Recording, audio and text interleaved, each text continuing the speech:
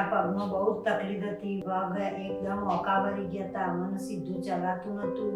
કેટલા દવાખાના બતાવ્યું પણ મને સારું નતું થતું. ગુરુજીના આશીર્વાદથી અમે SMVS હોસ્પિટલમાં બતાવ્યું. સંદીપભાઈ રાઠોડ સાહેબ હતા ડોક્ટર. તરત જ સારી સલાહ આપી અને એટલું મસ્ત ઓપરેશન કર્યું. બીજા જ દિવસે મને સંદીપભાઈ કહે, બા ચાલો તમે.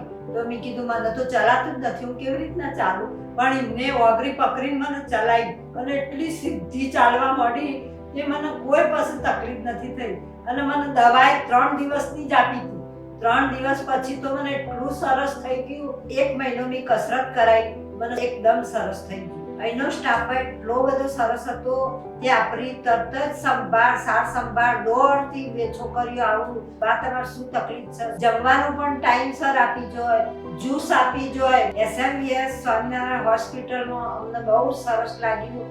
અમને ઘર જેવું જ સારું લાગ્યું. કોઈ તકલીફ નથી પડતી. એટલી સરસ આપણી સેવા થાય છે. આપણો સાર સંભાળ લઈશું. જય સ્વામિનારાયણ મહારાજ. બધા રાજી રહેજો અને જે તમને અનુકૂળ આવે દવાખાને જરૂર પધારજો.